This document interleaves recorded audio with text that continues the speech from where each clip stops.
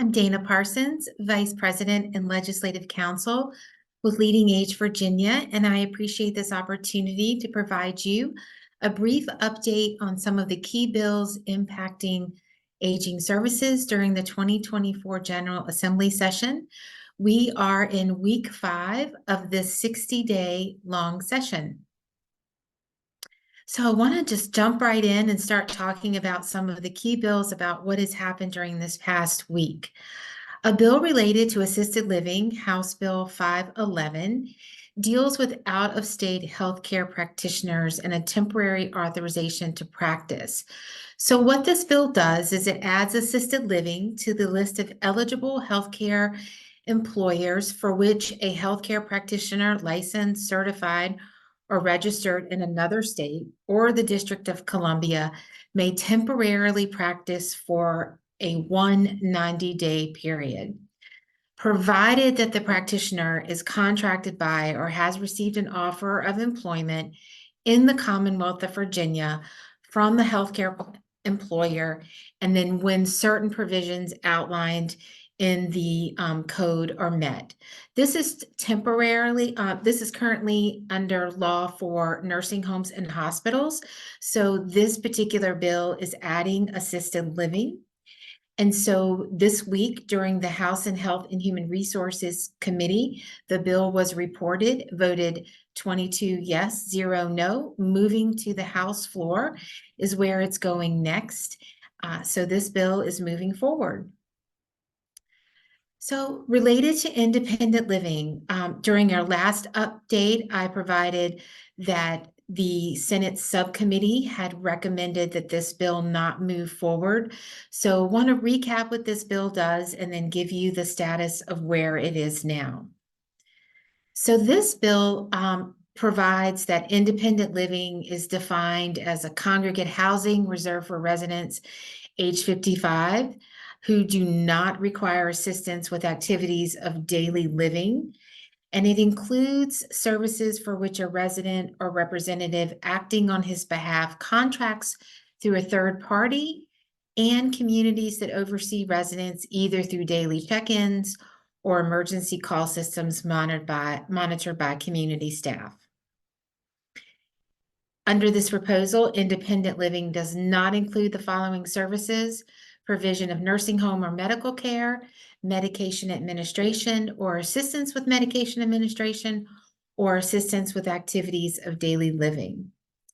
So what this bill does is when there are complaints from independent living communities, the long-term care ombudsman would be required to obtain information, provide complaint counseling, investigate reported complaints, refer complaints to the appropriate agencies, and refer Adult Protective Services allegations to Adult Protective Services.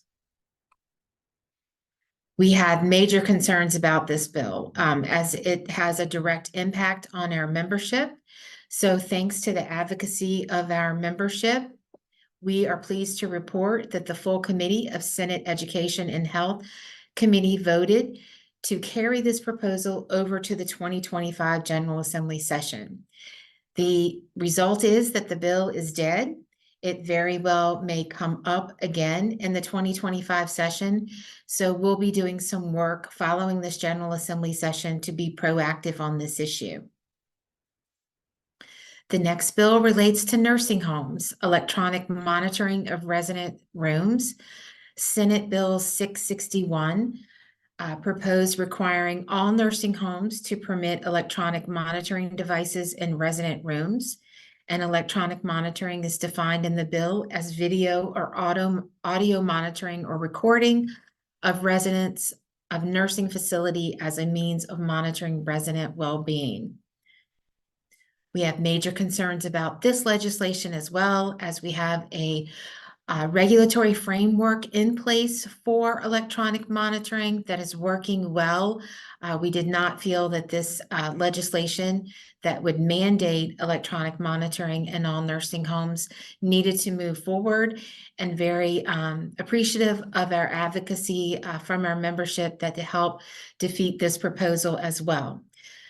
The subcommittee recommended that this bill be laid on the table, which is an automatic bill being dead, but instead, the full committee of Senate Education and Health decided to carry this proposal over to the 2025 session. So the impact of this bill is that it is dead for this year, but this bill, like the independent living ombudsman issue, may come up again in the 2025 session. Another nursing home bill, House Bill 886, dealing with nursing home administrative sanctions. This bill proposed amending administrative sanctions that may be imposed on nursing homes, essentially related to compliance with staffing requirements. Required nursing homes that would be subject to a corrective action plan to demonstrate compliance with the corrective action plan on a quarterly basis. In determining whether a corrective action plan is needed, the commissioner must consider certain evidence of direct care staff hours unless the nursing home had a change in ownership. And the bill changed from three to two the number of corrective action plans, after which, if a nursing home that is certified fails to show compliance or improvement, the commissioner may place that nursing home on probation. Of course, we have major concerns with this legislation and opposed it as well. And so we're pleased to report that the Health and Services Committee voted by a voice vote to carry this proposal over to the 2025 session.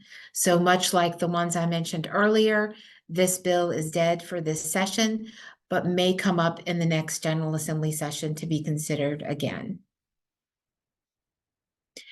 So Tuesday, February 13th is crossover, which is next week. This is the deadline for each chamber to act on its own legislation, excluding certain revenue measures and budget bill proposals. So essentially legislation that has been approved in the House and legislation that's been approved in the Senate will cross over to the opposite chamber, and we'll start this process over again. So not any legislation that I have mentioned that's been defeated. That legislation is dead. This only pertains to legislation that has been approved in its current chamber. We are planning to have crossover calls, so we hope that you'll join us for virtual meetings to discuss the latest updates from the Virginia General Assembly during crossover, specifically focusing on legislation and advocacy opportunities related to hospice and palliative care and adult day.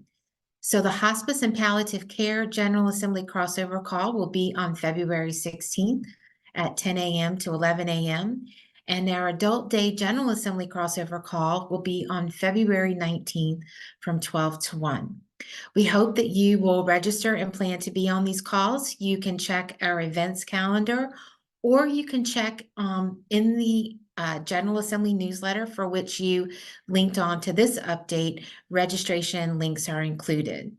So following crossover next week on February 13th, we will be doing a comprehensive update of all bills that are dead and alive, to give you an update on what has not moved forward and what is going to be moving forward after crossover.